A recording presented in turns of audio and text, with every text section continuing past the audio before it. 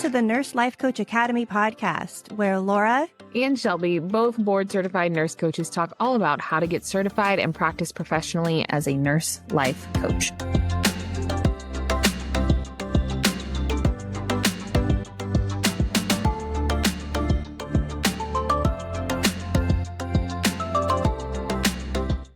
Welcome to the Successful Nurse Coach podcast. Today's the Nurse Life Coach edition, but this is really for all of our audiences. This is for nurses who are thinking about becoming a nurse coach. This is for graduates who know they want to bring nurse coaching into their organizations. And I think that it is a timely interview that we've been trying to have for a long time, but I get to interview the most amazing nurse coach, Jenn Maul.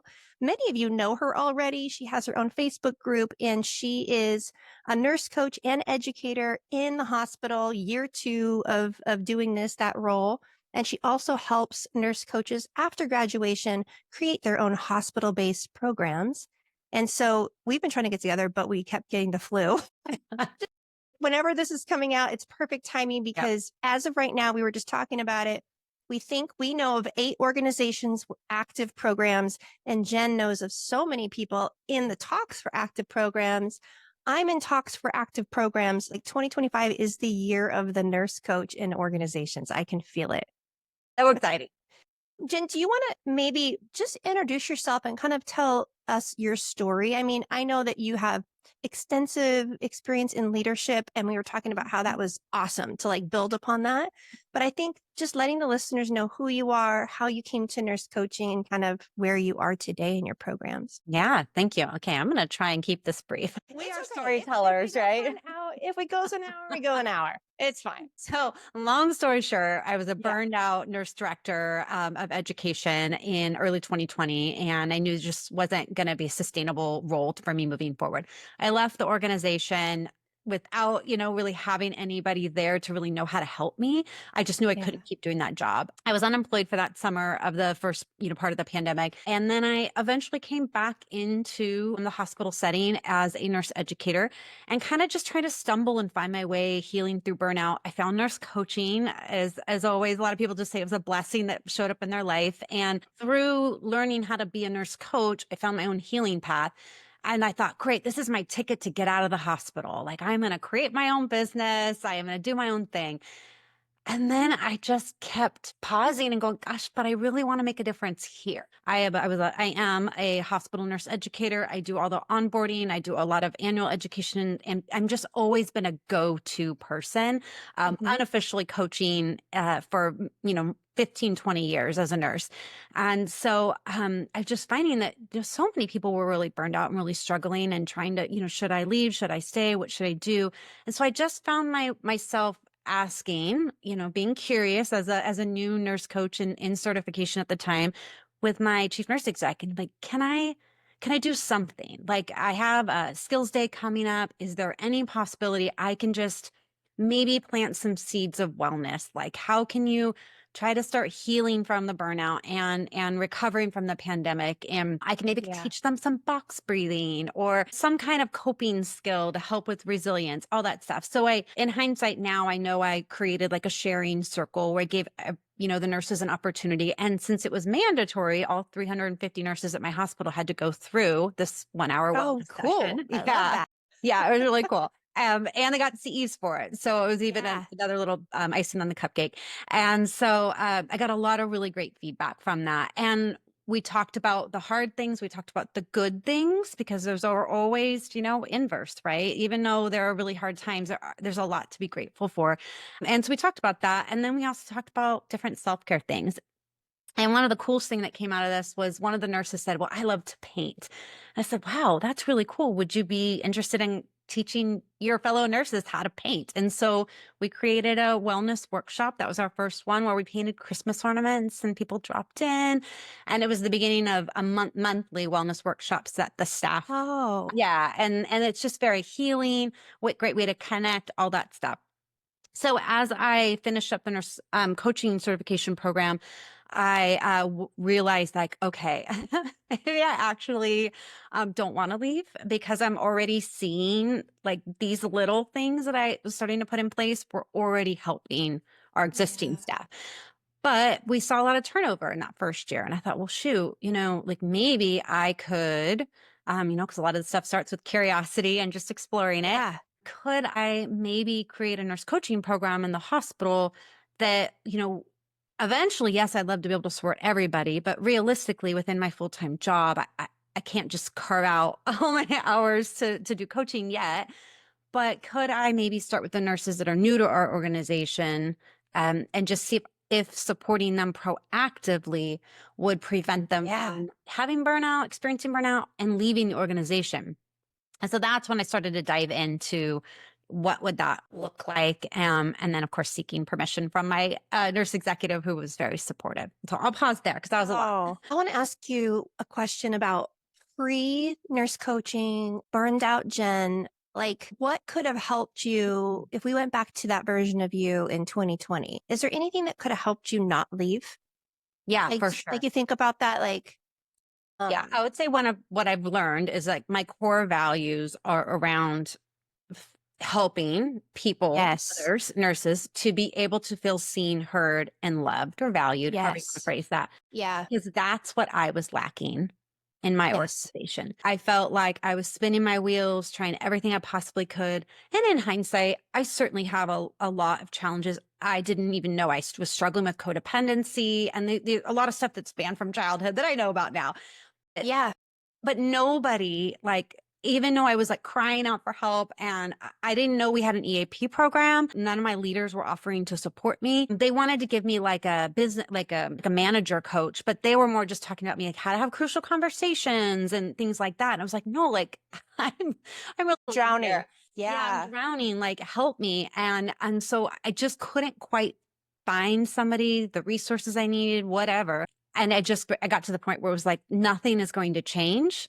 So I have to change something. And my mental health was struggling so badly that I was like, I can't stay in this job, seeing what COVID was going to bring. I knew it was going to be bad. I can't stay. So I had to leave. I was trying to find another role. Like it was really tough. But ultimately it came down to that I didn't feel like somebody was seeing me, was hearing me, was helping me to feel like I was a valuable part of the team. So why stay? yeah. Gosh, that echoes exactly what we found. We talked about 4 months ago. I think you and I got to have a conversation, and we did some marketing where we did like a nurse quiz, and then it was archetypes. And so it was based on Tony Robbins, like 6 basic human needs. And we found that most nurses, their primary basic need is love and contribution. And then the other one is love and contribution was number one. And the second one was growth. And so when we start thinking about how to retain, it's like if you don't feel a part of, if you don't feel connected to, if you don't feel seen, if you don't feel like you're an intricate part of the system, if you feel like you're a cog in the wheel, then it doesn't matter how much you get paid. It doesn't matter. Differentials, like all that stuff will get trumped because it won't be about the money. So that like mimics that. But then also as a leader, because you had a leadership role, you didn't have enough. Could you have done that for the nurses that you led Yeah. with I the so I capacity? tried. Because I had, purview over the nursing education in the hospital. So I brought Yeah. one of our nurse educators was really kind of the woo woo, like she's been a mentor Yeah. for years. And so we had 2 hours built into our skills day around that, but that was as far as I could get. Like I couldn't get Yeah. any additional layers of support beyond that. So I Right. realized that maybe I couldn't help. I couldn't get the help myself, but maybe I could find a path. And I actually ended up pitching, I had no idea what I was doing, but I pitched a chief wellness officer position to our CEO. Yeah. Before I left, that was when that role was starting to kind of come out and be a little more, in the public. And he was very kind and generous, said, that sounds amazing. It's just not something we're going to support here. And that was really the turning point that I said, it doesn't matter what I do, it's not going to change. And Yeah. so I felt really, yeah, it was tough. It was a really tough part of my life. Yeah. But now I can look back with gratitude and I Right. can say like, okay, that was crappy. Yeah. And it also You did. set to be able to get me to where I am now. Yeah. It's so interesting because I have two nurse leaders have gone through my programs, and just meeting them and then hearing about their organization. It sounds like a unicorn. Like the way that their culture is, it's like nobody leaves, everybody's happy. So There cool. is enough time. Like And so I've had a glimpse of like how a really well run with extraordinary culture and spaciousness where like I asked how long it took and she said it took years to do Yeah. it, but that they've done it. And so then it's like that top down approach from like to change the culture. But then also like we have nurse leaders who are going to listen to this and we have nurses on the floor who are going to listen to this. And it's like we need support for both at the Yes. same time. How do you feel? Do you want to talk more about what you do in your day to day Mhm. role Yeah. first? And Yeah. then we'll talk about that. Sounds good. So I feel like nurse coaching really fills the gaps in all of those areas. Yes. Taking that holistic approach, which is what we learn about, and it's looking at the whole person, the body, the mind, the spirit, the personal, the professional, all of those elements, because we have lots of really great programs. We have nurse residency programs. We've got, we don't really have a peer support program at our hospital, but a lot of hospitals do. There, chaplain support, social work support, HR, wellness programs, whatever. So we've got all of these different pockets, but they tend to kind of be in silos. That is where I feel like nurse coaching can be do the assessment, right? Talk with that human. What do you need?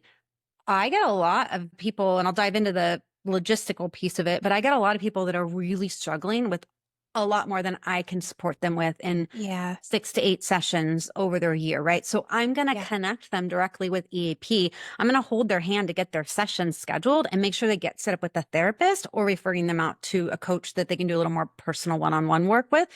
But I think that's where I can kind of be that person that is the middle of the wheel, and I'm reaching out and I'm linking them with whatever tools and resources they need and supplementing, enhancing existing programs, not trying to replace all of those things. You have like a case manager for staff. Pretty much. Yeah, that's a really great analogy. Okay, so what my program looks like, and I feel like it has been very much a grassroots thing. And I think that's the beautiful thing is that my program may work really great the way I have it structured for other people. It might not. But you have to do an assessment in your own organization to figure out what's going to work for your place and where do you start. And so when I originally proposed it to the CNE, I really just wanted to focus on my little baby new grads because I saw coming out of COVID, they weren't getting as much schooling because their clinical had been cut pretty significantly. And also their NCLEX testing had been cut by almost half to pass. So already they weren't I know. I know. And they weren't clinically as prepared. And then they're being dropped into this cesspool. Yeah. What is that, and this was back in 2022 that I was starting to do this work, 2023, that it was just like the clinical environment was already so hectic and trying to recover from COVID. And so I wanted to focus on them. But my boss, she sees the bigger picture and she said, okay, like I love this. And I think we also need to actually focus on all of the new nurses to our organization, but let's just start with our 2 highest turnover units because we don't have as many new grads in a small facility. So that was a very small number.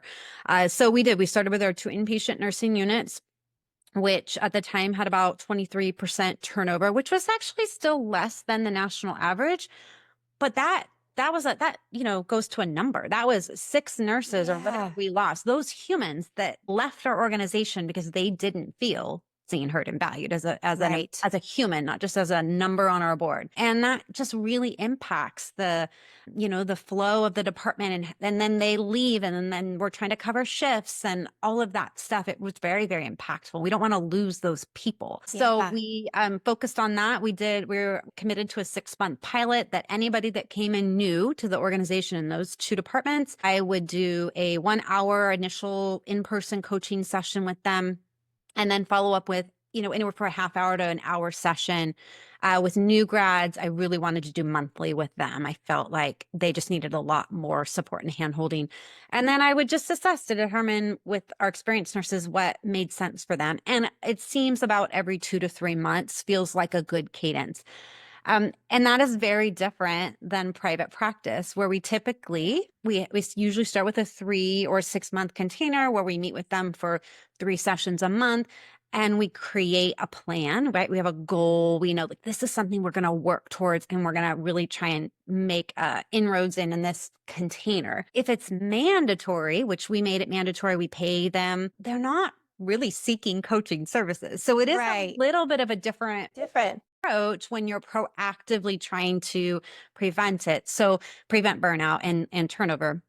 And so I had to kind of wrap my brain around that a little bit. It's like, okay, some people open books, right? They're like, this is amazing. I'm going to tell you my life story. It's awesome. And then some people are like, I Why am don't I here? want this or need this. And I was like, well, let's Yeah. just touch base every couple of months and see how you're doing. Career, like to Yeah. motivate. It is a Yeah. lot more pulling, Yeah. like a lot more question asking, a lot more like, okay, give me something to work with. And Yeah. every now and then somebody will, I say crack, but I'm not like forcing them to do anything. But then I'll Yeah. see that little glimmer of light, like, oh, let's explore this a little bit more. So it is definitely a different approach because it's just built into their orientation. It's built into their first year as an employee. But I've had so much positive response, even if they never even really talked to me about anything. We just hung out and they got paid for an hour. Like, how cool is Well, that they and just do had they the feel opportunity? connected to you? Like I'm Oh, like yeah. imagining like I remember being an ICU new grad and it's like if I knew I had a safe person, I likely wouldn't have quit that job. Right. Like all I needed is a safe person that Yeah. like right. So Yep. do you find that people like when you pass them in the halls or is it like a special relationship they It have with is. you? Yeah. Yeah, and it's like, it is 100% confidential. I Right. am not official, I'm not their peer because I'm in an educator role. That's Right. not the case for some of my clients who they are their peer, but you still have that professional relationship as Yeah. a coach when you step into that space. But yeah, they know I'm a person they can trust. I've had some nurses that have been struggling a lot and don't feel safe to go to their boss. So I've been able to Right. help them get to HR, like, or to help them escalate their concerns. And I'm that neutral party where, like, I'm going to get you connected. I'm going to make sure you feel comfortable and safe. But you know what? Now I'm going to back out because you were working with them on this issue. Right. Only with their consent and permission would I share what's going on with them if they needed a support. Of course, if it's a safety issue, they're a danger to themselves or others, I have a duty to report still. So I Right. about that. We set agreements to begin with. But it is I am their safe place. And even if it's just a vent session and I'll say, do you want me to just listen or are you looking for some suggestions on how to move forward? Then depending on what comes up, hey, it sounds like you're saying you don't feel like you like this department. Let's explore what your other options are because I want them to stay within the organization, even if they go to a different department.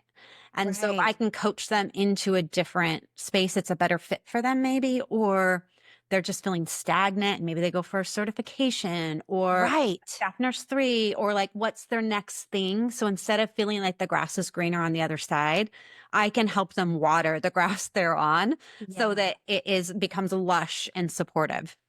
That is I can just so see that because that matches also the desire for growth, right? Hmm. So if you have a nurse on the floor whose top human need is connection and well, love and connection, and then growth, and they don't feel like they're growing, or they've gotten to the point in the department where they know everything. It's kind of like there's Yeah. nothing new, and so then you start. What do? You start going to job boards Yeah. because you need to feel like you're moving forward, and then through meeting with you can identify, hey, it sounds like you're needing to grow Mhm. and you're able to offer some other perspectives that perhaps they wouldn't have on their own. Because keeping a nurse inside of an organization from a fiscal standpoint is like so similar to being an entrepreneur. Like if you're an entrepreneur and you're selling something and 30% of your customers leave every year, then you're always spending money and all these resources on training or of acquiring new. And so it's this like leaky bucket Yes. situation. And so this really addresses that. It Yeah. addresses, and that saves that would pay for many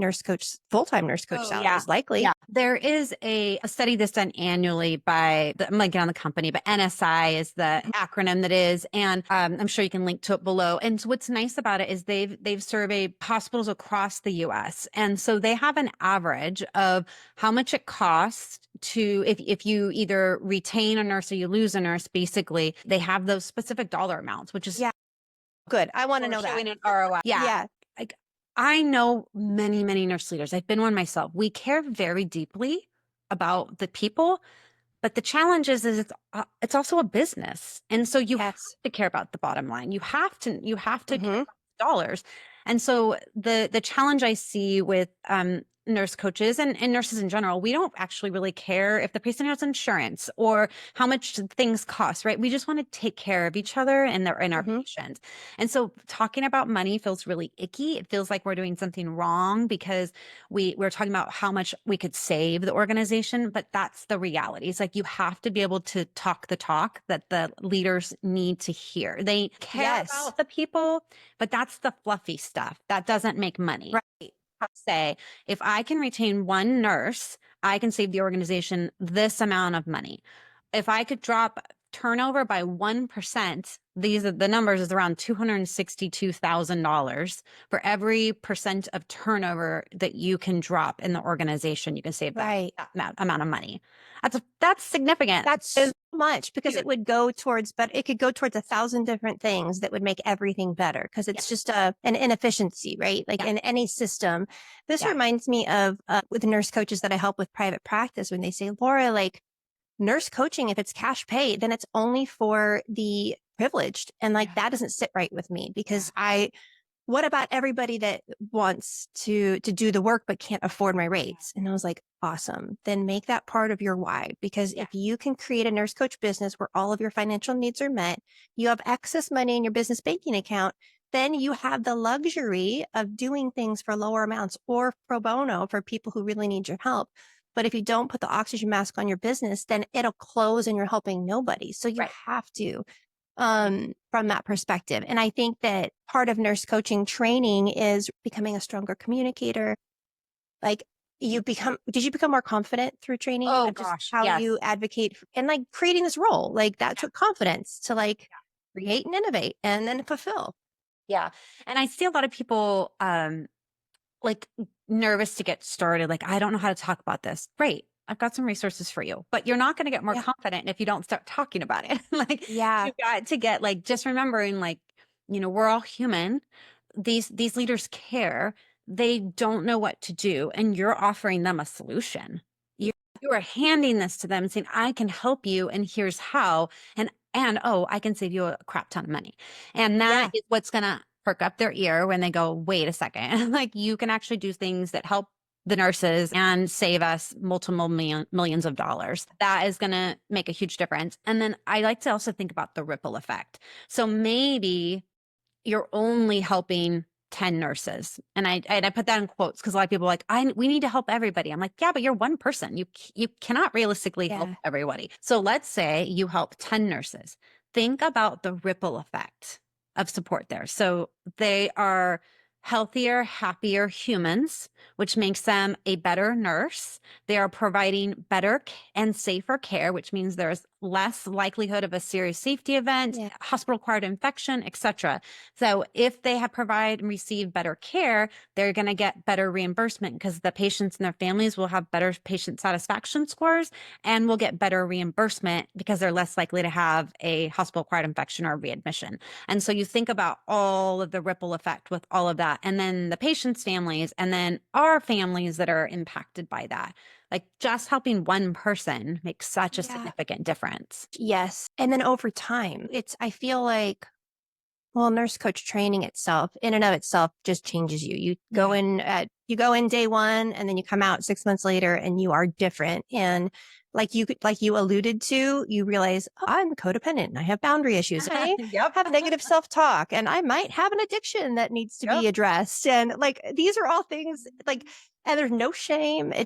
It's like face to face with Work the on it. human condition, working on it. So it starts with you, like that alone, like you're getting upgraded. If you want to talk woo, your vibration is rising. If you want to talk confidence, your confidence is going up. And then what I'm finding is with graduates, then you're a little light, right? Your light's brighter and you're going back to your organization. You're seeing all these dim lights and you're like, what can I do? Like, how can I help? And I think that's probably what you felt is, Yeah.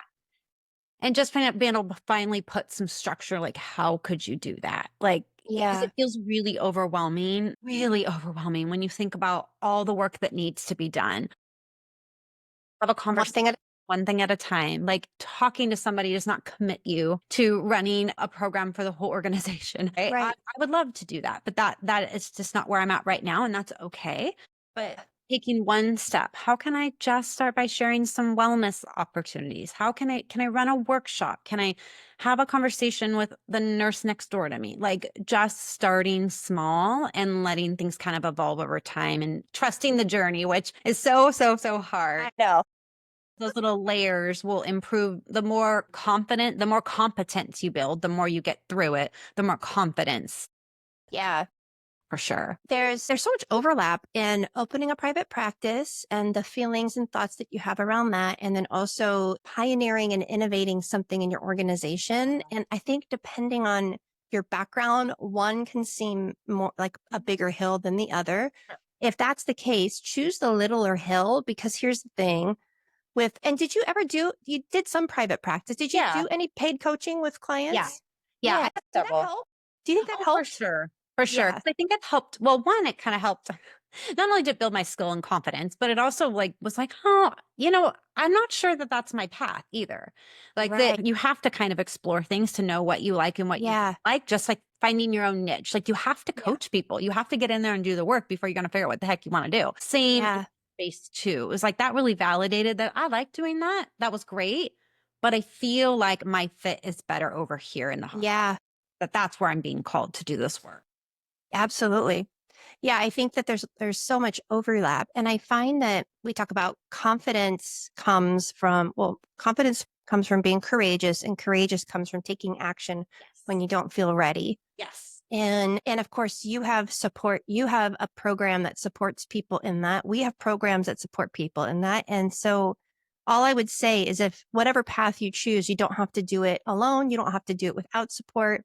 And also you don't have to do it with a tight fist. We have lots of people who are like, I want a private practice. It's like, you might have one, you might not. Yeah. Like, we will see. We're going to do it. That, like, God in the universe will show us. We're going to Yes. just start taking action. But I love, like, even having flexibility and trust in the process, instead of, I want this and this is how I want it to happen. I'm going to show up like this and give it my all and come from a heart of service, and then see what unfolds. Yeah.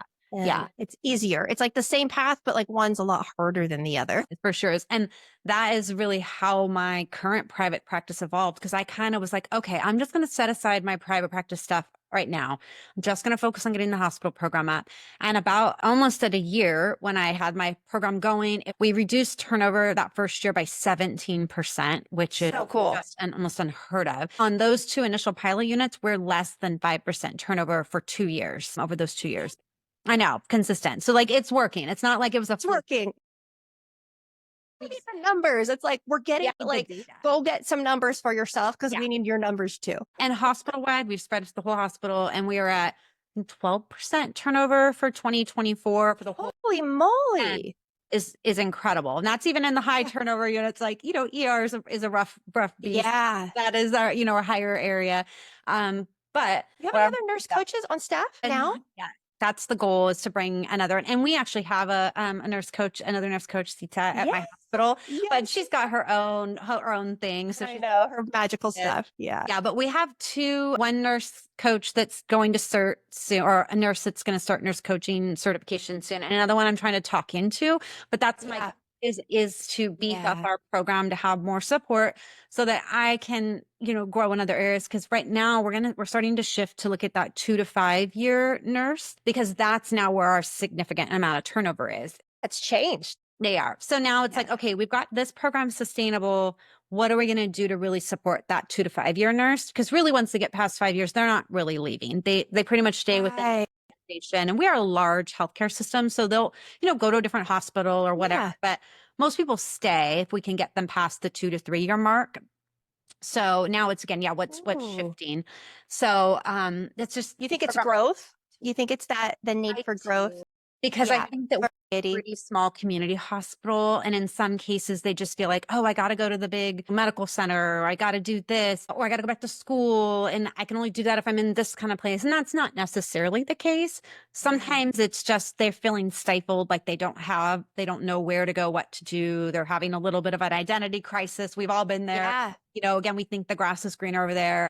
Honestly, the people that do leave almost always come back within a couple of years. So now that I've been in this role for several years, I see that revolving door. They come back because they know it's a good hospital. They just thought they had to leave because they're chasing that. Okay.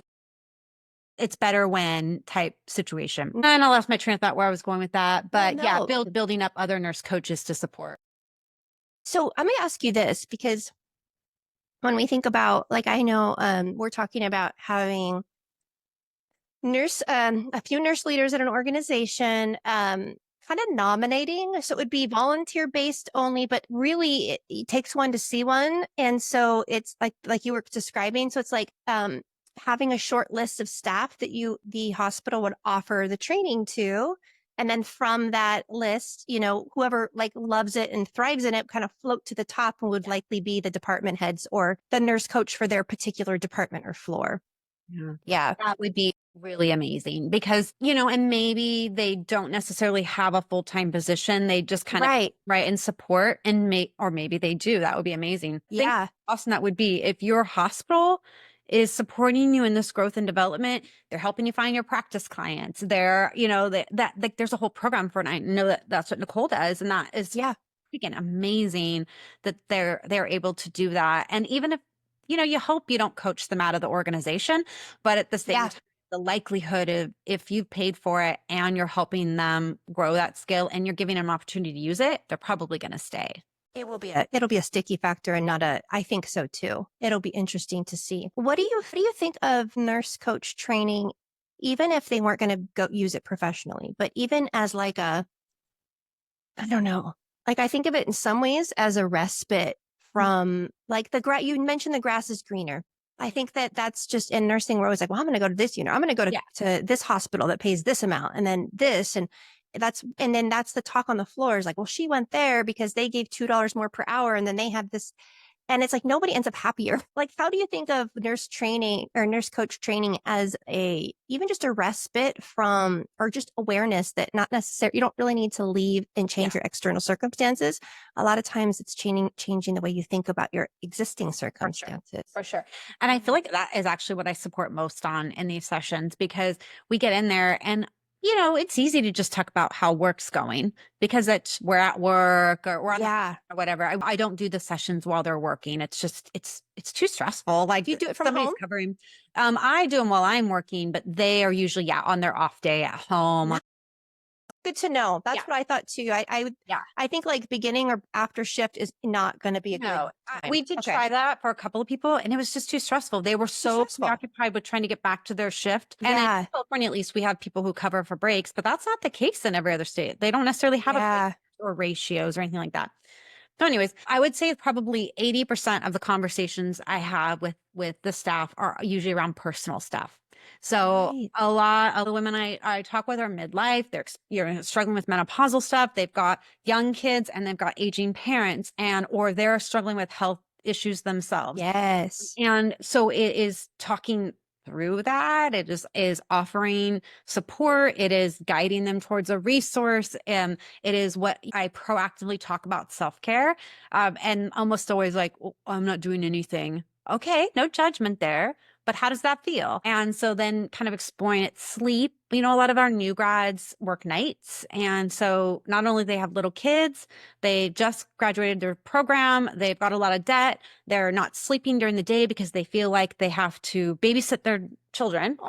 Get it? Right. So they don't want to get a babysitter. They don't have family to support. So they're basically staying up all day and then working all night and then trying to fit everything else in between. And of course they're exhausted. And of course they're resentful at work because they're exhausted when they're here and they're pushed to their limits. And so, I'll talk with them about how is that serving them, and let's talk through how sustainable this is in the long run, and how long do you think you can actually support this lifestyle before you completely burn out. And so I think just getting curious and helping them to see the light a little bit, that's a lot of what we do in coaching, right? Is we already know what probably where we're going to go, but let's have a conversation to help them figure that out themselves so that potentially they could make a sustainable change for themselves. But yeah, a lot of times they'll think, well, I just had a job that was closer to where I lived. I wouldn't feel as burned out. But they're not really thinking about all the other things that are contributing to why they don't necessarily love their job. And it's not always job related. Well, and there are studies done on this, but nurses have one of the highest rates of codependency in the like because we're drawn like to the healing and the helping, right? And you mentioned that. And so I'm a recovering codependent. You are. And so I would imagine, especially with new grads, is that no one teaches you how to do this career and what it should look like. And I mean, no one even teaches you how to get married and have a family and what Yeah. that should look like. And so I imagine for some of them, it's just like showing them a template or a way of like living where they're not feeling so guilty all the time. Like, is that a lot of what you talk about is like Agreed. guilt? Because most nurses, not all, of course, Yeah. but most nurses are people pleasers. We are perfectionists, right? We literally have lives in our hands. So I understand Yeah. why we are perfectionists, but most of us already embodied those traits before we became nurses. Yes. And Especially I do. yeah, oh yeah, oh yeah. So I was an ER nurse and I tried ICU and You it are just nice wasn't you my too. thing. It's too much. But yeah, so they carry that in, and like with new grads, right? They're trying to Yeah. everybody happy and they just want to do a good job and they're terrified Yeah. of killing their patients and like so they're just going, picking up every shift every time somebody calls. They don't want to disappoint anybody. So we talk a lot about that. I use Benner's model, novice to expert, pretty significantly. Yeah. Yeah. And so I share with them it's totally normal. I know you're not going to kill your patient, like because you are so safe. But I understand that you might feel that way, like that you're double, triple, quadruple checking, obsessing over it, thinking about that thing that you might have missed or not did or whatever into the night and having that Right. anxiety spiral. So we talk about like that first 4 to 6 months, it's going to be hard until you develop that repetition and competence. And then that confidence starts to emerge around the 4 to 6 month mark. And then you become an advanced beginner.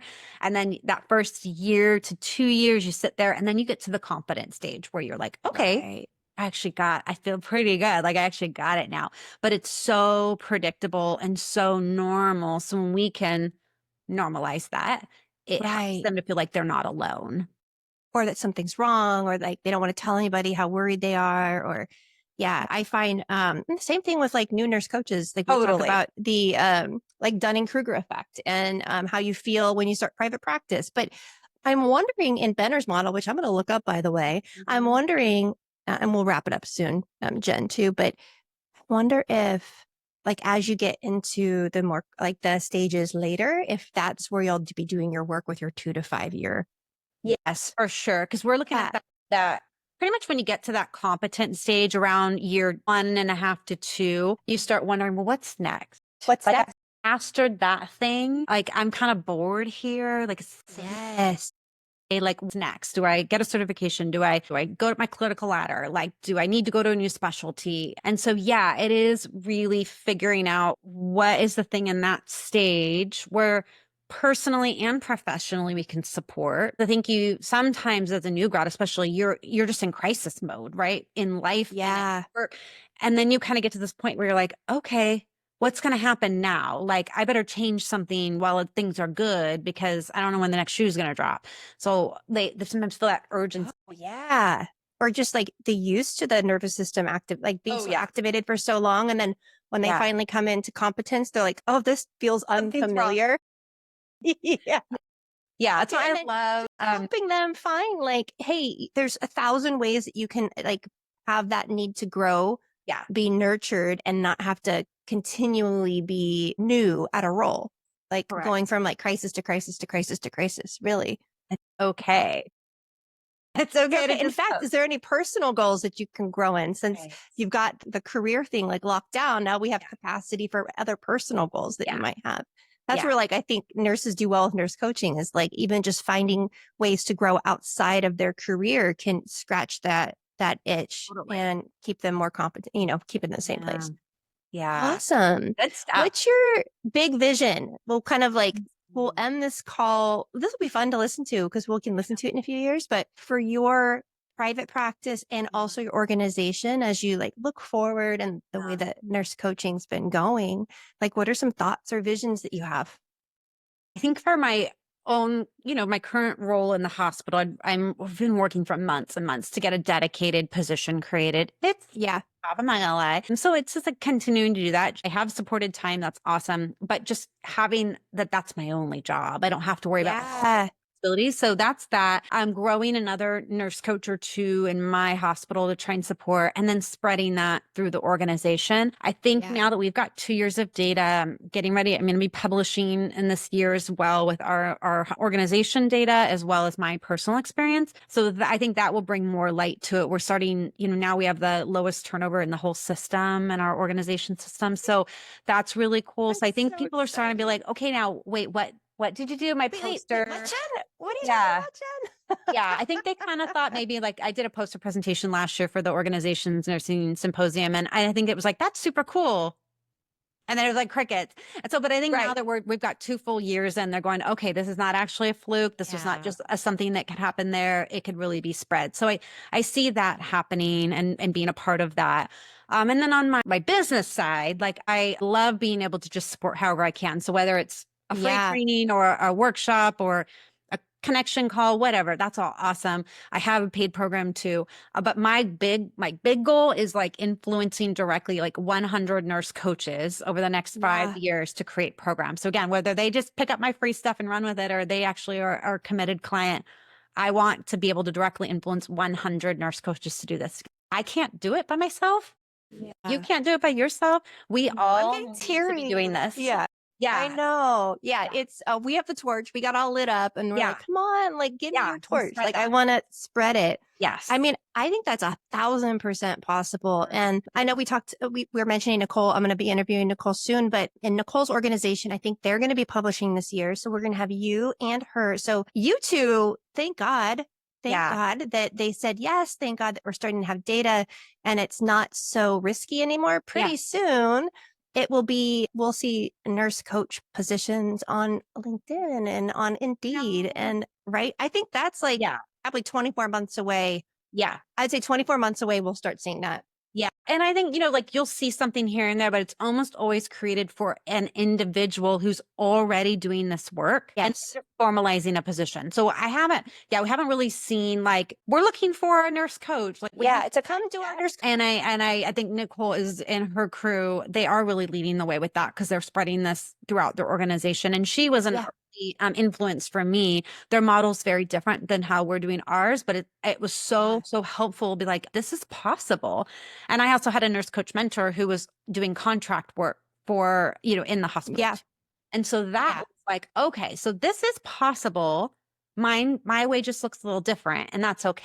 Absolutely. Really works for me and for our organization, but at least there's examples of this being out there. So, it's not like weird. 5,000 nurses have read your story. Yeah. Did you know that? No, I didn't. So we're doing massive ads. So we're spending a lot of money on ads for Nurse Health Coach Academy. And in our freebie, I have your story and I have Nicole's story. And I just looked before our call, and that story has been read 5,000 times by nurses. Very cool. Isn't that cool? Yeah, so it's happening. More of us will do this work because it's not the healthcare system is not sustainable how it is right now. We all know that. And this is a way that we can help. And if we're healthier, happier, that will spread. Absolutely. Any last words you have for nurses thinking about this? I know it seems scary. It seems scary to even take the leap to do CERT because you feel right? Money, and I don't know if I can do this. And what job am I going to get? Like we all went through that, right? But I think even if all you get out of it is your own personal growth and development, you will have a ripple effect in your own sphere, right? And then think of the possibilities, whether it's private practice or whether you go into the hospital setting, like having the courage to just have a conversation, take away the fact that it's a CEO or this big wig or whatever, like just they're human and they're struggling and they could use your help, and just have a conversation because it truly does start with that, and then see where it goes from there.